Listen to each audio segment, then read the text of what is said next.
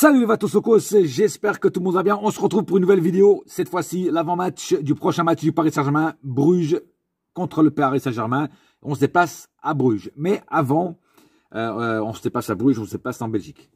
Mais avant de parler de l'avant-match, je voulais parler aussi, la dernière fois je n'en ai pas parlé sur mon débrief, sinon ça aurait fait un débrief trop long, sur la musique qui a été changée au Parc des Princes.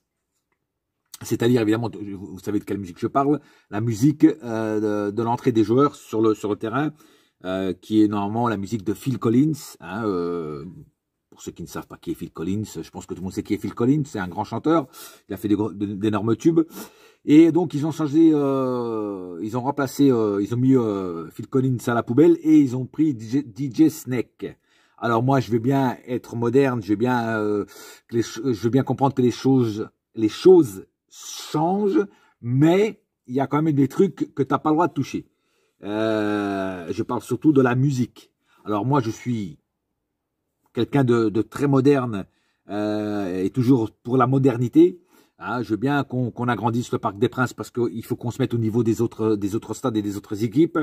Je veux bien plein de choses, tu vois. Qu'on change, à un moment j'ai accepté aussi qu'on change le logo du Paris Saint-Germain, qu'on enlève le berceau, voilà. J'accepte, tu vois. Parce que de toute façon, on n'a pas vraiment le choix, tu vois. Qu'on accepte ou qu'on n'accepte pas, de toute façon, eux, ils vont le faire.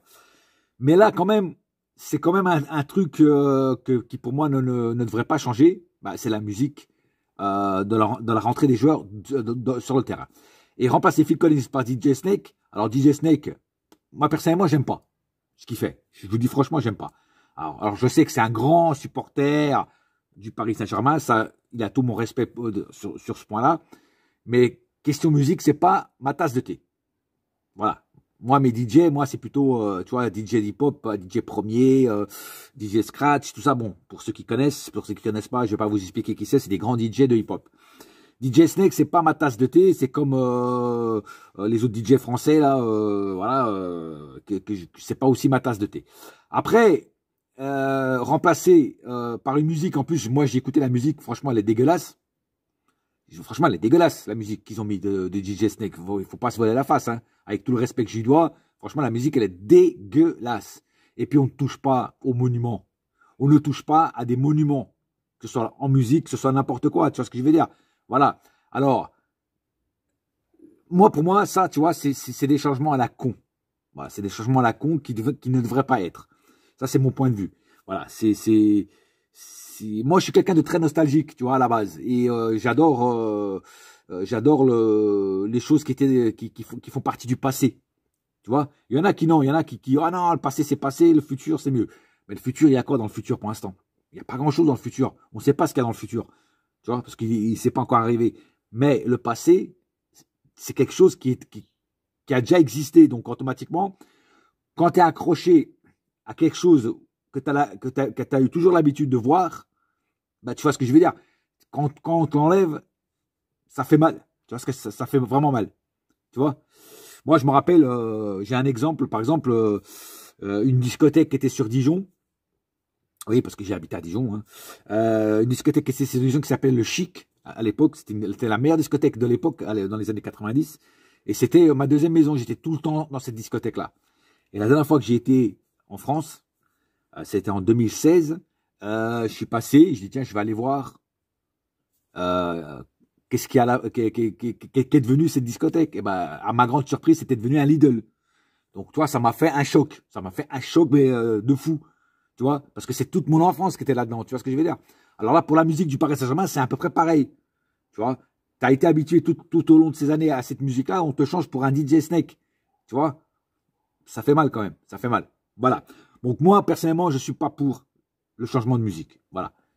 Après, vous me dites en commentaire ce que vous en pensez. Si vous êtes pour changer et mettre la modernité ou si vous êtes, comme moi, respecter ce qu'il y avait déjà. Voilà.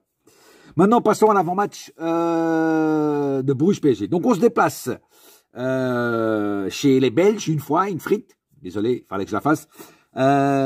Pourtant, j'ai des amis belges et je sais qu'il y a des Belges qui me suivent. Hein. Mais bon, c'est des clichés. Moi, personnellement, j'aime pas trop les clichés, mais bon, en venant de ma part, c'est une plaisanterie. Donc on se passe à Bruges, contre une équipe de Bruges. Bah, je ne sais pas si vous vous rappelez, il y avait déjà, cette équipe nous avait déjà posé des problèmes quand on l'avait rencontré la dernière fois. Je ne sais pas si vous vous rappelez de ça. Je ne sais pas si vous vous rappelez du match. On a eu chaud, on a failli perdre le match et on a été sauvé, je ne sais plus par quel joueur, mais on a vraiment eu chaud. Voilà, on a sous-estimé cette équipe. Et moi, j'espère que cette année, on va les rencontrer. Eux, ils vont être sûrement revanchards. D'ailleurs, on va rencontrer beaucoup d'équipes qu'on a déjà joué. C'est-à-dire Bruges, les Red Bull, tu vois, et City. City, c'est nous qui devons prendre une revanche. Et les Red Bull et Bruges, c'est eux qui doivent prendre une revanche sur nous parce qu'on les avait battus. Donc, très attention à cette équipe de Bruges qui peut créer la surprise. Et en plus, ils jouent chez eux. Donc, devant leur public. Je ne sais pas si en Belgique le public est revenu dans les stades, mais je pense que oui, hein, je pense. Hein. Mais en tout cas, attention à cette équipe-là, parce qu'elle peut nous faire très mal et elle peut créer la surprise. Et ça serait pas bien de rentrer en Ligue des Champions avec déjà une défaite. Tu vois ce que je veux dire? Voilà, parce qu'après ça va être plus compliqué. Tu vois tu vois ce que je veux dire? Les autres équipes sont plus fortes.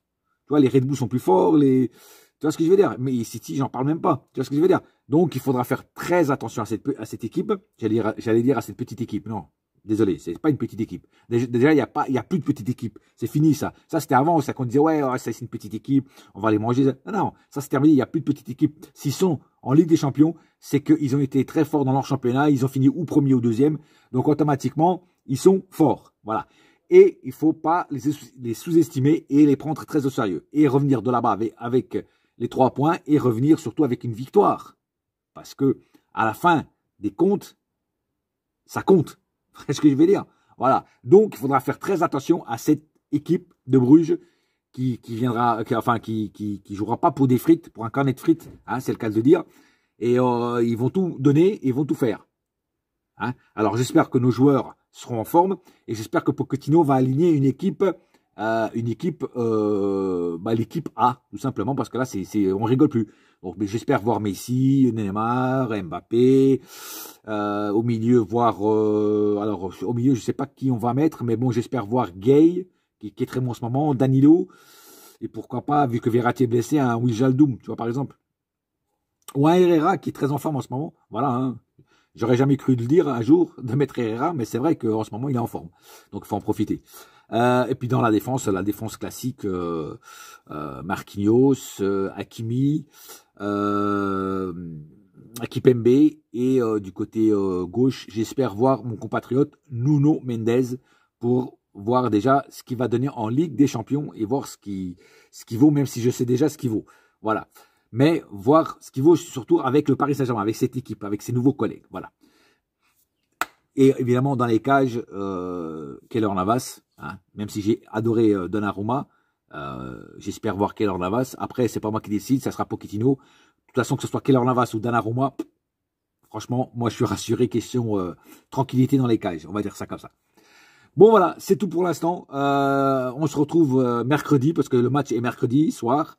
Et on se retrouve juste après pour le débrief d'après-match en espérant une victoire du Paris Saint-Germain et en espérant un débrief tranquille et non pas un débrief énervé comme j'ai l'habitude de les faire quand le PSG perd. Voilà, sur ce, c'est fini. Pour l'instant en tout cas, on se retrouve bientôt et n'oubliez pas, un seul cœur, un seul club, c'est Paris ma gueule. Yes my friend et la saga continue. Allez. Wouh! Boya!